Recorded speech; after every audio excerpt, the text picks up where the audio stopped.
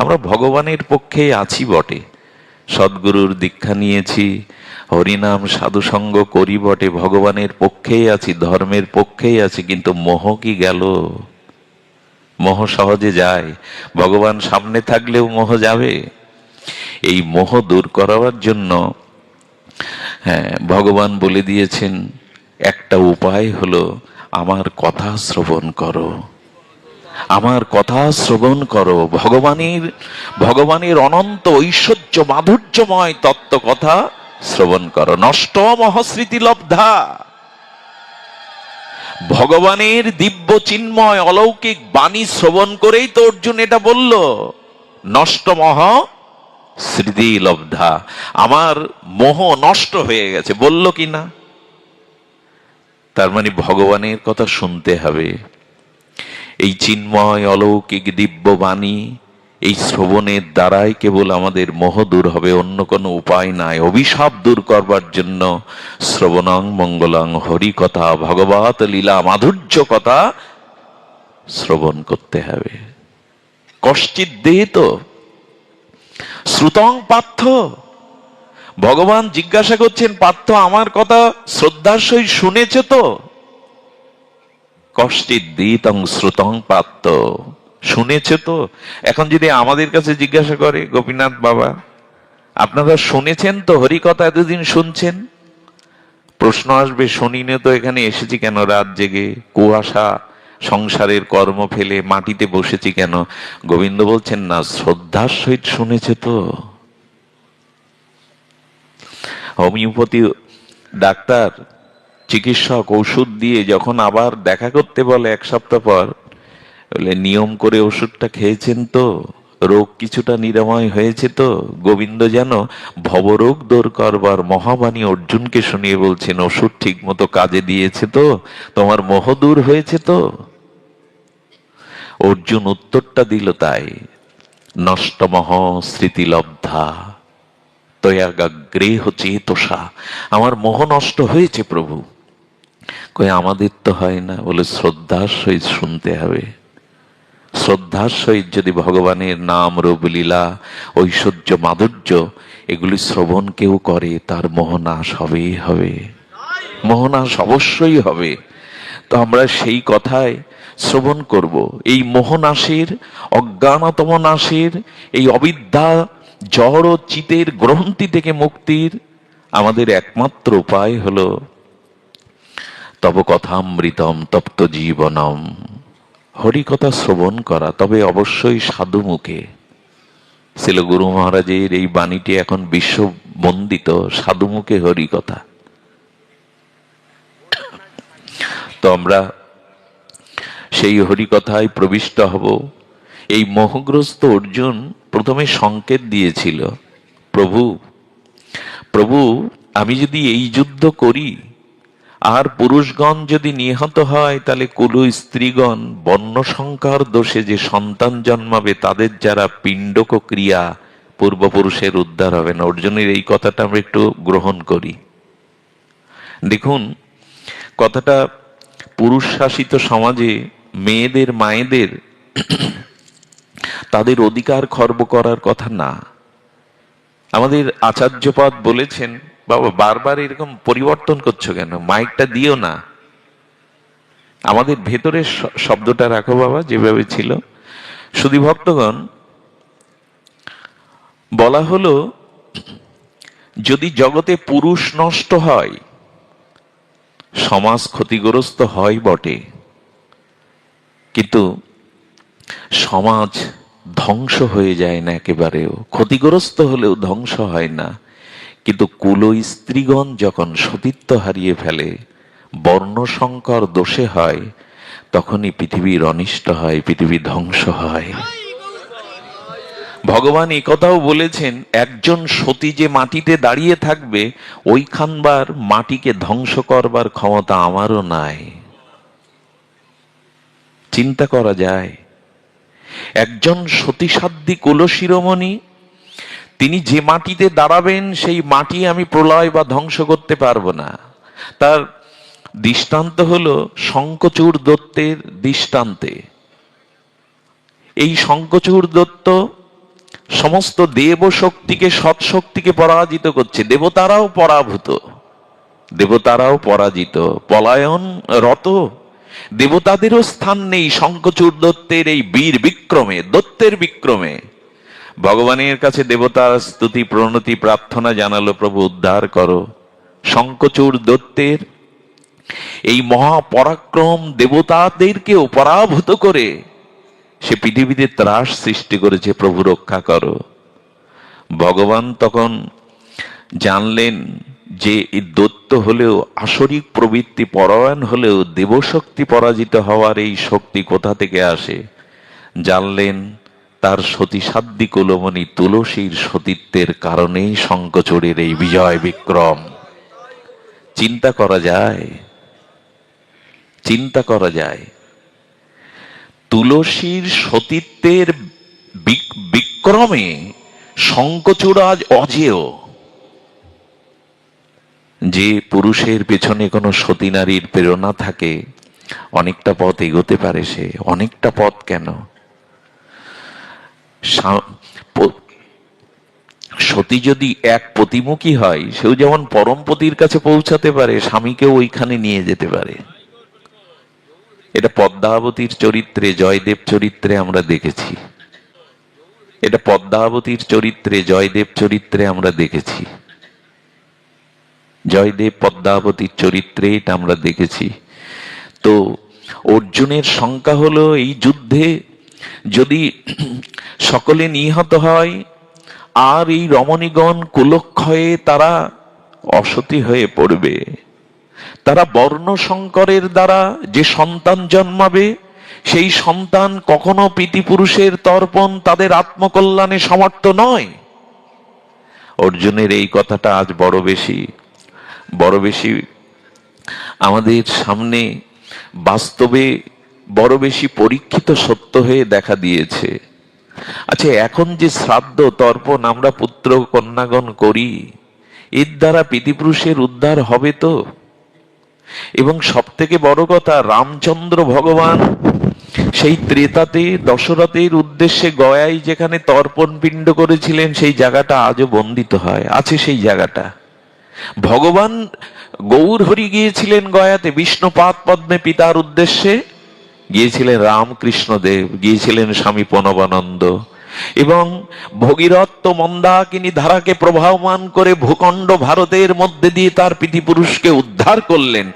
আমাদের সেই সক্ষমতা, সেই সাত্বিকতা, সেই পবিত্রতা, সেই ভগবত ভক্তির আধারে আছি তো যে আমরা পূর্বপুরুষকে উদ্ধার করতে পারবো?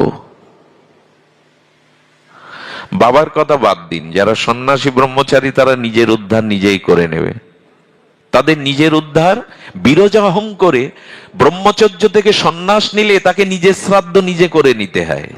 উদ্ধার এ তো আত্মানাম, নিজের উদ্ধার বিরজাহমের দ্বারা সন্ন্যাসীরা করে নেয়। তাদের কথা বাদ দিন, আমরা যারা গৃহী গারস্থ অবলম্বী, আমরা এমন সন্তান রেখে যাচ্ছি তো যার তর্পণের দ্বারা পূর্বপুরুষ উদ্ধার পাবো আমরা? এই হিসাবটা আমাদের আছে তো? একদমই নাই।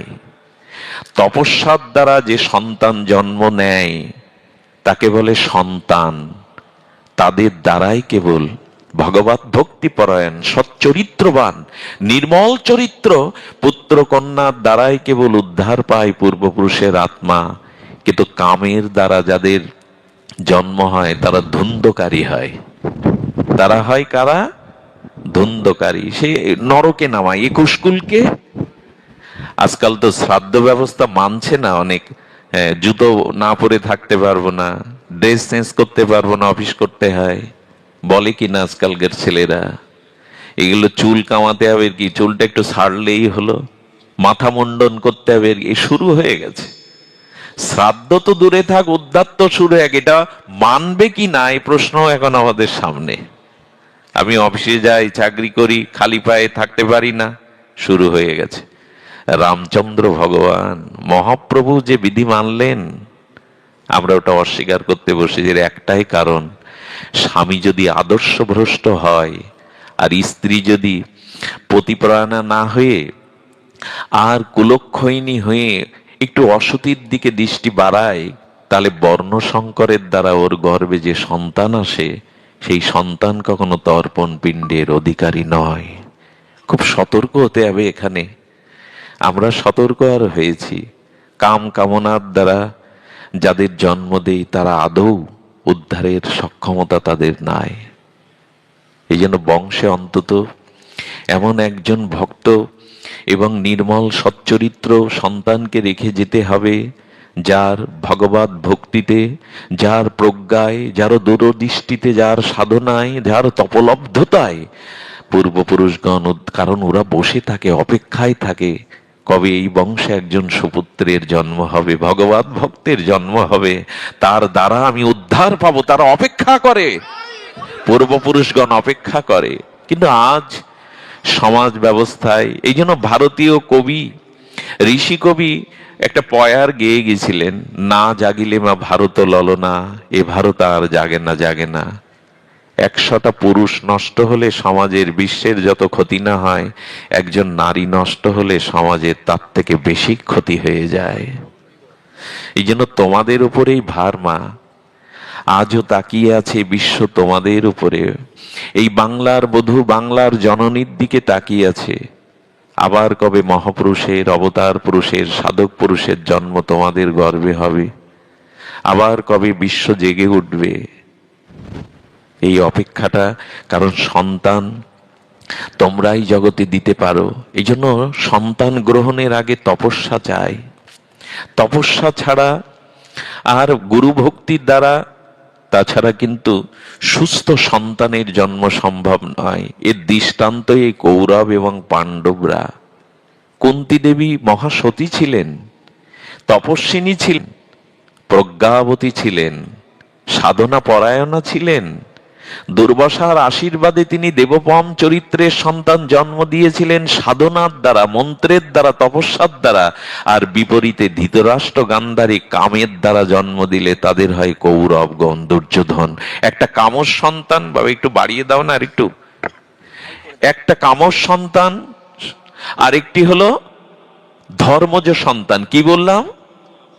কামর সন্তান আর তপস্যার দ্বারা এদিকে আমাদের খেয়াল নাই, এদিকে আমাদের দৃষ্টিই নাই। অর্জুন খুব সতর্ক করে বলেছিলেন, প্রভু কুলক্ষয় যদি হয়, কুলনারী যদি বন্য শঙ্করের দ্বারা সন্তান জন্ম দেয়, তাদের দ্বারা তর্পণ হবে না। আরেকটা কথা বলি, বাবা আছেন, উনি এই কথাগুলো বেশি বলেন। একটু ভক্তি মার্গে প্রায় চলে যায়, কিন্তু কথাগুলোকে বাদ দিয়ে যাওয়ার উপায় নেই। গীতাকে বাদ দিয়ে ভাগবতে প্রবেশ করা উচিত নয়। ভিত না গড়ে তার উপরে সৌধ রচনা করলেও টিকে থাকবে কি? রানা প্লাজার মতো ভেঙে পড়বে। এই জন্য ভিতটা হলো সুসন্তান প্রয়োজন। সমাজ গঠনের জন্য বীর্যবান, সাহসী সুসন্তানের প্রয়োজন। একটা সুসন্তান একটা দেশকে নাড়িয়ে দিতে পারে, বিশ্ব বিবেককে জাগাতে পারে। কই তারা? আসলে এয়ারপোর্ট ছাড়া যেমন বিমান নামে না, স্টেশন ছাড়া যেমন ট্রেন থামে না, ভালো গর্ব ছাড়া ভালো মহাপুরুষও আসে না, আসে না। তো সেই গর্বের পূর্ব প্রস্তুতি আমাদের দশবিধ সংস্কারে বলা ছিল। জানি না, মানি না, এদিকে দৃষ্টি নাই, কামনা বাসনার দৃষ্টিতেই আমরা মোহিত। পুংসবন, সীমা, এগুলো ছিল। পুংসমন, গর্ভধান, এগুলি ছিল দশবিধ সংস্কার, আমরা মানিনি। এখন অর্জুনের কথাটা আমরা নিয়ে নিই।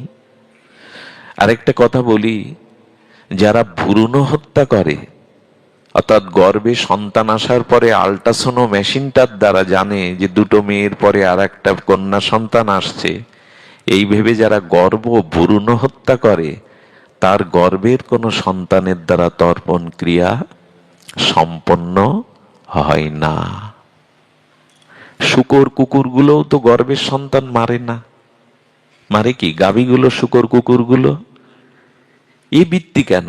তুমি তোমাকে নিয়ন্ত্রণ করো, একজনকে আহ্বান করে, একজনের আত্মাকে সঞ্চারিত করে গর্ভে এনে তাকে হত্যা করলে। আচ্ছা, ও যদি বলবান হতো, প্রতিরোধ করবার ক্ষমতা হতো, তাহলে ওকে মারতে গেলেও বলা যেত সে প্রতিরোধ করতে পারে। গর্ভের মধ্যে আহ্বান করে, তার কোনো শক্তি নেই, আমি তাকে বন্দি অবস্থায় মেরে ফেললাম, এটা কত বড় মহাপাপ! একে ব্রহ্ম হত্যা পাপ বলে। এই হিসাব নাই আমাদের। যে গর্ভে ভ্রূণ হত্যা হয় সেই গর্ভের কোনো সন্তানের দ্বারা তর্পণ ক্রিয়া হয় না। খুব সতর্ক হওয়া দরকার ছিল। কিন্তু এই ভোগবাদী পৃথিবীতে, আকাশ সংস্কৃতির যুগে মানুষের আসরিকতা, ভোগবাদ এমন বেড়ে গেছে, এগুলিকে শুনবার বা এগুলিকে মনন করবার আমাদের দৃষ্টিভঙ্গি হারিয়ে গেছে। খাও দাও ফুর্তি করো, জীবনে এত ভেবে লাভ কি? বিয়ে করো, সংসার করো, সন্তানাদি জন্ম দাও, একটা কিছু করে চলে যাও। এই জন্য আমাদের একটু সতর্ক হতে হবে। এখন তো এমন হয়েছে যে বললাম, শ্রাদ্ধ ব্যবস্থা মানবেই না, এরপরে সন্তানরা মোটে মানবেই না। আর যদি না হয় তাহলে উদ্ধারও বা, এই জন্য গীতায় বলেছেন, অন্য কারো অপেক্ষা না করে নিজের উদ্ধার নিজে করে চলে যাও গো। উদ্ধারে তো আত্মনম না আত্মা অবসাদয়েৎ।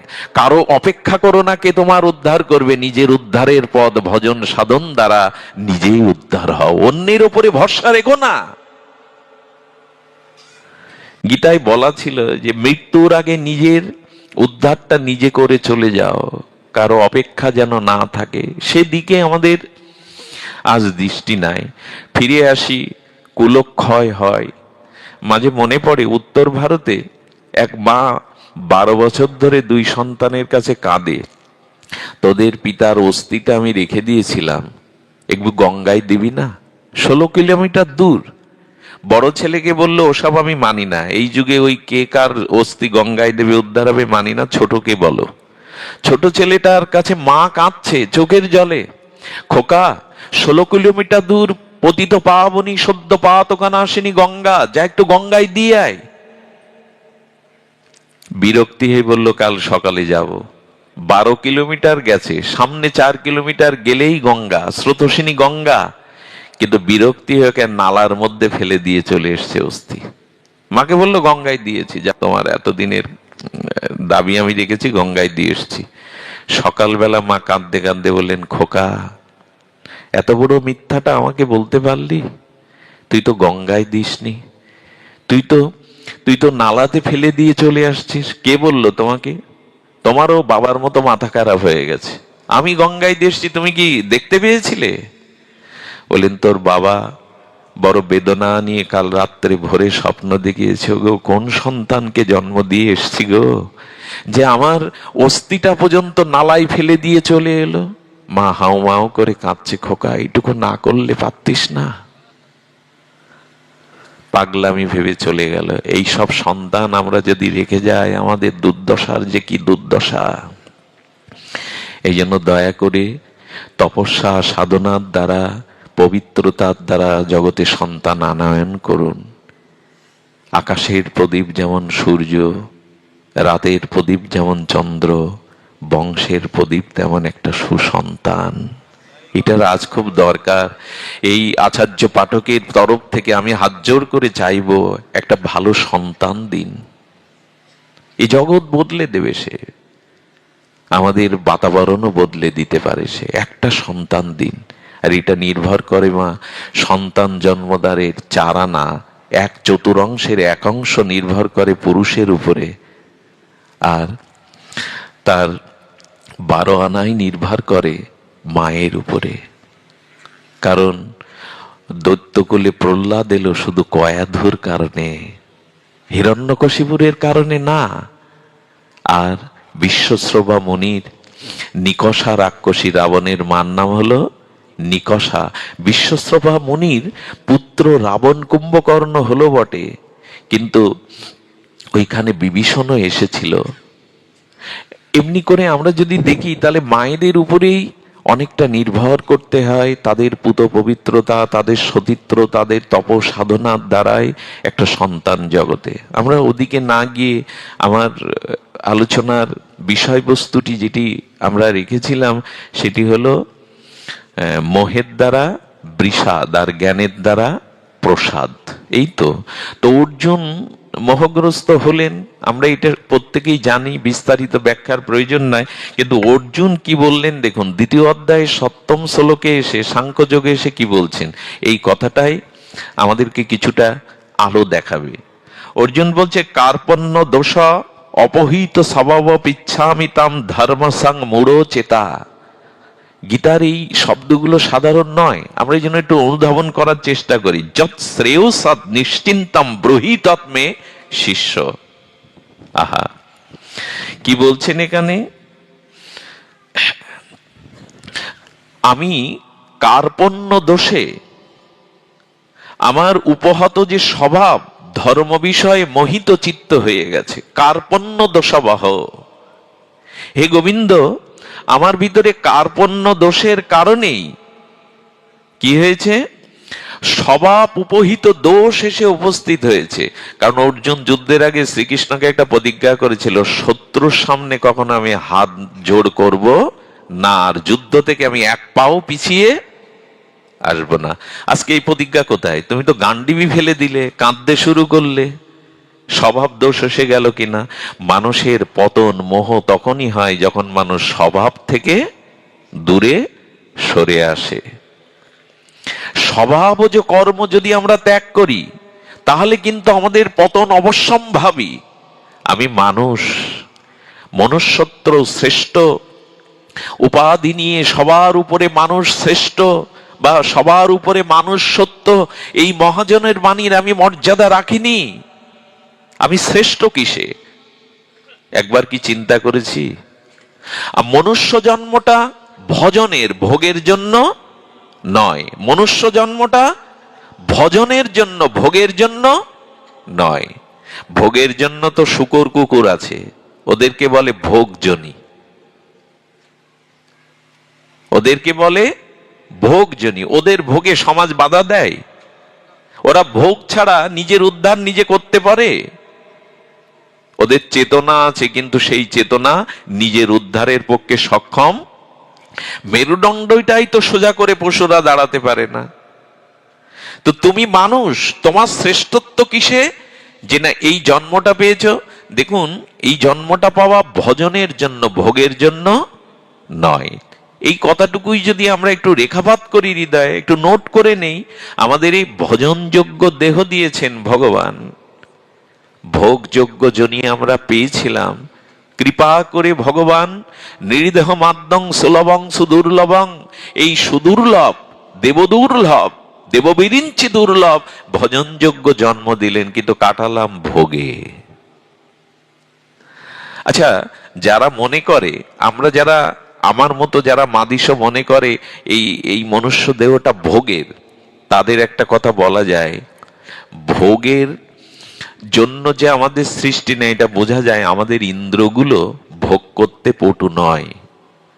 আপনি ভোগ করতে চাইলেও ভোগ করতে পারবেন না, আপনার ইন্দ্রগুলি ভগবান ভজনের জন্য গড়েছেন, ভোগের জন্য। আচ্ছা, একটা দৃষ্টান্ত দেই। শগুন 20 কিলোমিটার উপর থেকে মরা দেখতে পায়, আপনি 20 কিলোমিটার দেখতে পাবেন এখান থেকে? ওর ভোগ তো ওইটাই, সবকে ছিঁড়ে খাবে। এই জন্য 20-30 কিলোমিটার উপর থেকে বুঝতে পারে ওখানে মরা পড়ে আছে, আপনি টের পাবেন। যে ওটা বাদ দিন, আপনার চোখে কাজল আপনি দেখতে পাবেন। আপনার ইন্দ্রিয়ের কি এমন ক্ষমতা? চোখের কাজল কি চোখ দেখতে পায়? মা পায় কি কখনো? পায় না। ক্ষমতাটা কি তোমার? আচ্ছা, কেউ যদি দাবি করে আমি ধনী আছি, আমার ভোজন বিলাসে আমি প্রতিদিন মাংস খাবো, বাঁচবে কিসে 2 বছর পরে? কথা বলতে হবে একটু, বাঁচবে? বাঁচবে না। কিন্তু পশু, সাপাত, ব্যাঘ্র, সিংহ, তারা প্রতিদিন মাংস খেয়ে বাঁচবে কিনা? ওদের ইন্দ্রগুলিকে ভগবান ভোগের জন্য তৈরি করে দিয়েছেন। দেখুন, বাঘ হরিণ শিশুকে প্রাণীকে ধরে শিকার করে খাবে বলে ওদের নখগুলো করেছেন শিকার করবার মতো। তো ভগবান বিধাতা যার যেমন স্বভাব সেই অনুযায়ী তাকে সেই রূপ ইন্দ্র দিয়েছেন। এই জন্য বৈষ্ণবপদ বাবাজি এক জায়গায় বলেছেন, যারা বড় বড় হাতে নখ রাখে, বলছেন তাদের রাক্ষসী সভ্যতা, তারা এখনো সভ্যতায় আসতে পারেনি। মায়েরা কিছু অপরাধ নিয়েন না বাবা, কিছু কিছু কথা বলতে। এই নখ রাখাটা আমাদের সনাতন সংস্কৃতি নয়। দাদা বাবাজি খুব বলেন, এই নখটা থাকলে কি হয় জানেন? কোনো না কোনো দিন কোনো প্রাণীর প্রতি ওর জন্য আপনি একদিন না একদিন হিংসা করবেনই করবেন। হিংসায় আক্রান্ত আপনার দ্বারাই হবে, এটা লিখে নিন। যদি এই কথাটা সত্য নয়, আমি ব্যাসাসন থেকে নামিয়ে দিয়েন। যার হাতে বড় বড় নখ আছে তার দ্বারা অন্য কোনো প্রাণী করতে হিংসা হবেই হবে, একদিন হলেও হবে। এটা বিষাক্ত। শুকনো ঘায়ে যদি নখের আঁচড় লাগে না, আবার পেকে যাবে, এত বিষাক্ত এটি।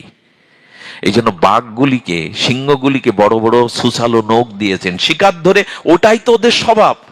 আবার দেখবেন মাংসগুলো ছিঁড়ে খেতে গেলে শৃগাল, কুকুর, সিংহ, বাঘ ওদের 4টে সুসালো দাঁত দিয়েছেন সামনে। মানুষের এরকম দাঁত আছে নাকি? গাভীর আছে, হরিণের আছে, ওদের দিল কেন? বিধাতা ভুল করলো কি? ওনার কর্মে ত্রুটি নাই, উনি জানেন যার যে স্বভাব সেই অনুযায়ী দেহ গড়েছেন। এই জন্য মাছ মাংসটা ঠিক মানুষের খাই বটে আমরা, কিন্তু মাংসটা খাবার উপযোগী আমাদের। জানেন, যারা মাংসাশী প্রাণী, কয়েকটা লক্ষণ দেখবেন, মাংসাশী প্রাণীর চোখগুলো হয় গোল গোল, আর আর শাকভোজী প্রাণীদের চোখ হয় লম্বা লম্বা। মিলিয়ে নিন, সিংহের চোখ, বাঘের চোখ, বিড়ালের চোখ, কুকুরের চোখ টানা টানা হয়, কিন্তু গরুর চোখ, ঘোড়ার চোখ, হরিণের চোখ লম্বা লম্বা। মাংসাশী প্রাণীর কণ্ঠস্বরটা মধুর হয় না। এই জন্য হরিনাম যারা করে তাদের প্রসাদ ভোজির কথা বলা হয়েছে। এই জন্য কণ্ঠস্বরটা মধুর হতে গেলে দেখবেন, আচ্ছা এখানে যদি 2-4টে কাক ডাকতে থাকে, পাঠ করা যাবে? কুকুর ডাকলে পাঠ করা যাবে? কিন্তু গোয়ালে যদি 2টো গাভী ডাকে, কোকিল ডাকে, পাঠ করা যাবে?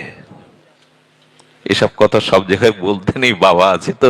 কোকিল ডাকলে পাঠ করা যাবে কিনা? আরো বাড়িয়ে দেবে, মাধুর্য বাড়িয়ে দেবে, দেবে কিনা?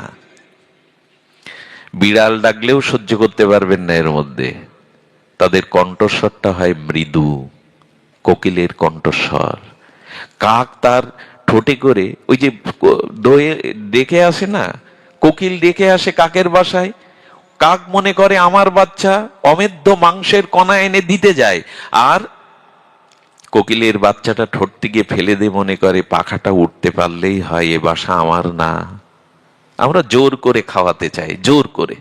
কি চালাক আমরা! যেদিন মুখে ভাত দেবে সেই দিন বৈষ্ণব ডেকে মহাপ্রভুর ভোগ দেখে দাও, পরের দিন থেকে চালাও, যা পারো চালাও। কি চালাক আমরা! বাবা আজকে দিলে কেন গালে ভাত প্রসাদ দিয়ে? ভগবানের আমাদের যে দুর্দশা এখন দেখেন, এখন অনেক অনেক খুব প্রচলিত মন্দিরে, খুব বিখ্যাত মন্দিরে দেখবেন, মন্দিরেও এটা হওয়া উচিত, 100 টাকা দিলে আগে দর্শন করিয়ে দেবে ভিআইপি যোগে। যেসব মন্দিরে এই বিধি ব্যবস্থা, এইখানে ওইভাবে ঠাকুর দেখতে নেই, ভগবান অন্ধ না। এখন দেখবেন খুব বিখ্যাত মন্দিরগুলোতে বাবা 200 টাকা একটু আড়ে দেখিয়ে করে দাও।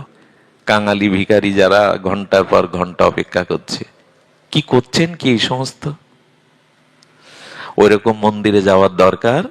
যারা এই বিধি ব্যবস্থা রেখেছে, ভিআইপি ব্যবস্থা, ভগবানের দুয়ারে, দেবতার দুয়ারে সবাই সমান, ওখানে কারো কারো আলাদা করে ভিআইপি করার প্রয়োজন নেই। কিন্তু এখন দুরবস্থা এই, এখন দুরবস্থা এই। দরকার নেই আপনার, আপনার ভেতরে ঢুকে দেখতে হবে না। আপনি যদি সেই হৃদয় নিয়ে, শ্রদ্ধা ভক্তি নিয়ে যান, আমার মনে হয় কি জানেন, মন্দিরে আপনার দেবতার দেখার দরকার নেই ওইভাবে উপঢৌকন দিয়ে, বরঞ্চ যদি শ্রদ্ধা ভক্তি নিয়ে যান, গোবিন্দ আপনাকে দেখবে, দেবতা আপনাকে দেখবে, দেবতা আপনাকে দেখবে। আপনার দেবতার দেখার দরকার নেই, তিনি আপনাকে দেখবেন যদি শ্রদ্ধা ভক্তি থাকে। পুরীর মন্দিরে এক পতিতা গিয়েছে, বেশ্যা। মঠের যারা পান্ডা তারা ওকে চেনে, গলা ধাক্কা দিয়ে বের করেছে, জগন্নাথের প্রসাদের অধিকারী তুই নইস। কাঁদছে আর বলছে, জগন্নাথ নাম কেন নিয়েছ? তুমি যদি জগন্নাথ হও, আমি তো তোমার সন্তান, তুমি তো নাথ, আমি অনাথ না, আমাকে কেন প্রসাদ বঞ্চিত করবে? এরা করতে পারে, তুমি তো জগন্নাথ। কাঁদছে কাঁদছে, সারাদিন না খেয়ে উঠেছে। জগন্নাথ দেখলেন, আরে বাবা, প্রসাদের কি বিশ্বাস! একটা কুকুর এসে বমন করলো, উনি ভাবলেন, প্রভু তুমি তো ওই রূপে সবার সামনে আসতে পারো না, তাই কুকুর রূপ ধরে আমাকে প্রসাদ দিয়ে গেলে। বমিগুলো প্রসাদ জ্ঞানে পেতে লাগলো।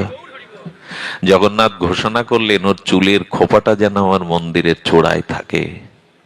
ওর প্রসাদে বিশ্বাস হয়েছে। আচ্ছা, দেবতাকে আপনি ঘুষ ঘাস দিয়ে ভিআইপিতে দেখতে যাবেন কেন? দেবতা আপনাকে দেখতে আসবে যদি শবরীর মতো ভক্তি থাকে। রামচন্দ্র শবরীর কাছে গিয়েছিল না শবরী রামচন্দ্রের কাছে গিয়েছিল? রামচন্দ্র বনের মধ্যে ঘুরছে জানেন, আর বলছে তোমরা বলতে পারো শবরীর কুড়ে ঘরটা আশ্রমটা কোথায়? ভগবান খুঁজে ফিরছে, তোমরা বলতে পারো শবরীর সেই আশ্রমটা কোথায়? ভগবান খুঁজবে আপনার ভিতরে ভক্তি থাকলে। তো এখন দুরবস্থাটা এরকম একটা অবস্থা চলে এসছে, সবকিছুই কেমন একটা যেন ঘোলাটে হয়ে গেছে। তো বলছেন যে দেখুন আরো অনেক জিনিস আছে, আরো অনেক জিনিস আছে, আমি সে আলোচনায় যাব না। আমরা স্বভাব থেকে দূরে সরে এসেছি। এই জন্য অর্জুন যে স্বভাবটা তার ছিল ক্ষত্রিয়চ্যুত, আমি শত্রুর সামনে কখনো হাত জোড় করবো না, পিছিয়ে আসবো না। এখন কার্পণ্য দোষে স্বভাব অপহৃত আমাদেরও গেছে। মানুষের স্বভাব হলো ভোগের না ভজনের। আমরা স্বভাব বদলেছি কিনা বাবা? এত ভোগ, এত চাই, কিন্তু ভোগ করতে তো পারবো না। আমার ইন্দ্র অত পটু নয় ভোগ করবার জন্য। আচ্ছা, আপনার ঘরে চিনির ফ্যাক্টরি, আপনার 3-4টে মিষ্টির দোকান, ডায়াবেটিস। চিনি থেকে কি হবে কার্তিক দা? ভালো ভালো মিষ্টি থেকে কি হবে? ডায়াবেটিস যা, তার যদি বড় মিষ্টির দোকান থাকে মা, কি হবে? তার মানে তুমি ভোগ করার ইচ্ছা থাকলেও তোমার ভোগ করার ক্ষমতা নাই। একবার তো ভেবে দেখতে হবে, ভোগ কতদিন করব? আমার দেহে তো দেখবেন ভোগের আশা আকাঙ্ক্ষা বিদ্ধ হয় না, কিন্তু শরীর বিদ্ধ হয়ে যায়। ভোগ করতে চাইলেই তুমি পারবে না। হ্যাঁ, কোলেস্ট্রল বেড়ে গেছে, হাইপার, তোমার প্রেশার বেড়ে গেছে, তুমি খেতে পারবে চর্বি জাতীয় ভালো মন্দ জিনিস? এখন তো মানুষ একেবারে সব নিষেধ, কিছু পাতে দিতে গেলেই। চিন্নি টিন্নি আছে কিনা জানি না প্রভু আপনাদের দিকে, আগের মানুষ কতটা চিন্নি খেত। হ্যাঁ, বলে এক বালতি মেরে দিতে, এখন তো ভয় পায় মিষ্টি দেখলে।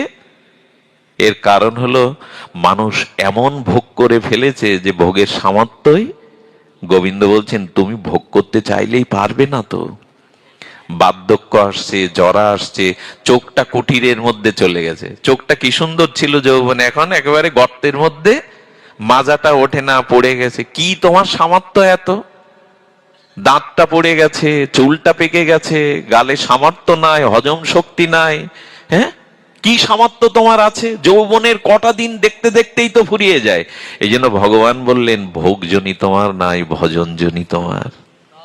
তুমি ভজন করো, আর ভজন করলেই শরীর, শরীর মন সুস্থ হলে শরীর আক্রান্ত খুব হবে না।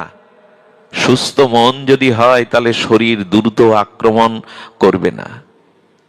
শুধু ভক্তগণ, এই জন্য নিবেদন করব যে আচ্ছা তবু আমরা যাই কেন ভোগের দিকে? শুকর কুকুর গুলো তো ভোগে শান্তি পায়। আচ্ছা শুকর গুলো কি করে? শুকর গুলো দেখবে নর্দমার, আর ওই নর্দমার কীট যুক্ত, মলমূত্র যুক্ত ওইখানে শুয়ে পড়ে পড়েও শান্তি পায়। তা ভোগে শুকরের ওই নর্দমার দূষিত জলেই শান্তি, মানুষ কি ওখানে গেলে শান্তি পাবে? তুমি ভোগের দিক দিয়ে ওর মতো হচ্ছ কেন? তুমি ওরা যা করবে তুমি যদি সেই ভোগই করো। বরঞ্চ বাবা আছে, সাহসিকতা বলবার একটু প্রেরণা পাচ্ছি।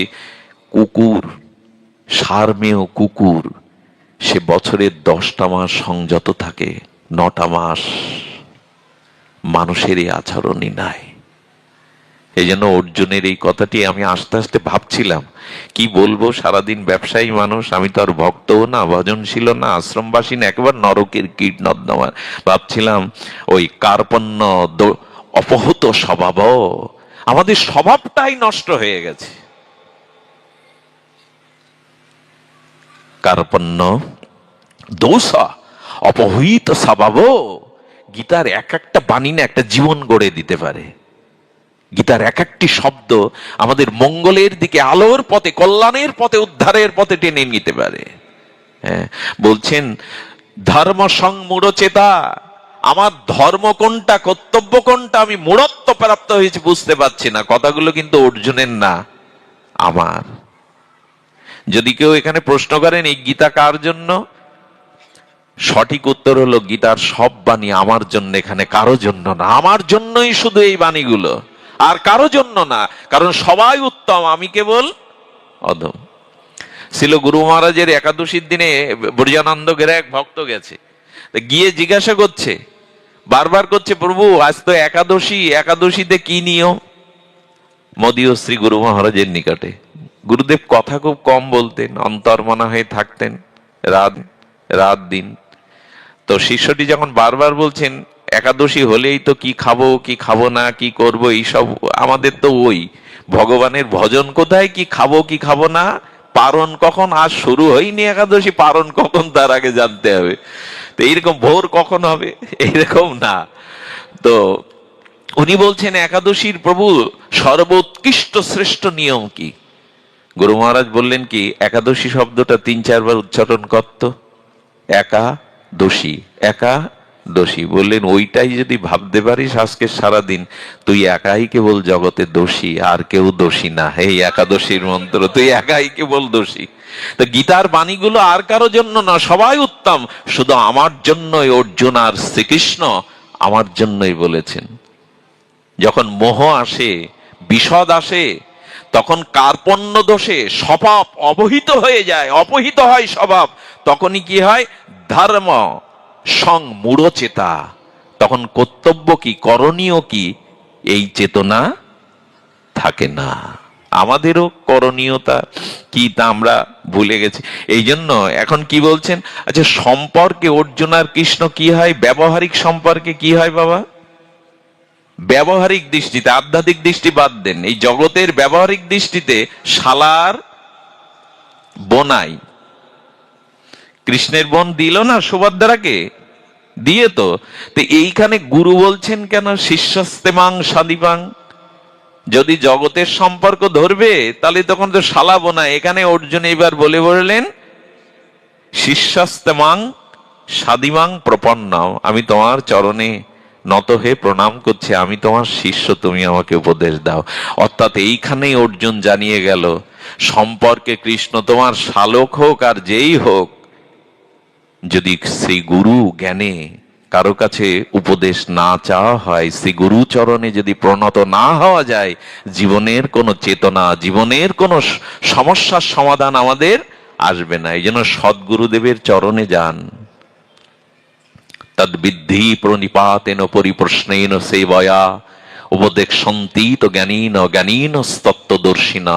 উপযুক্ত তত্ত্বদর্শী প্রজ্ঞাবান ভজনানন্দে নির্মল চরিত্র পরম্পরা ধারায় সদ্গুরুদেবের চরণে গিয়ে প্রণত জানাও।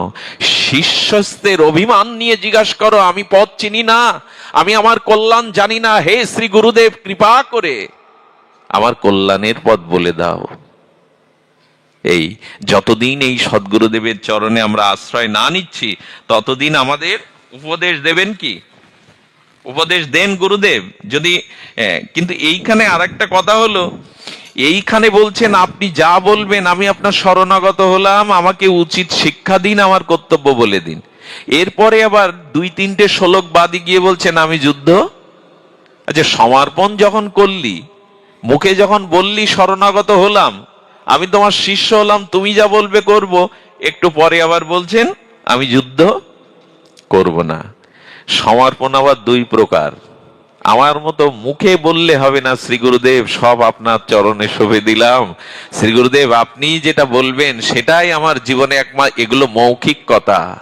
অর্জুন প্রথমে প্রকৃত সমর্পণ বা প্রকৃত শিষ্য হতে পারেনি, কিন্তু গোবিন্দ যখন তাকে এই বিশুদ্ধ জ্ঞান দিলেন, চেতনা দিলেন, তখনই তিনি বললেন, কি বললেন, করিষ্যে বচনাং তব। এইবার এসে বললেন তুমি যা বলবে আমি তাই করব। এর আগে তার কথা। এই জন্য আত্মসমর্পণটা, শ্রদ্ধাটা মেকি হলে হবে না, কপট হলে হবে না।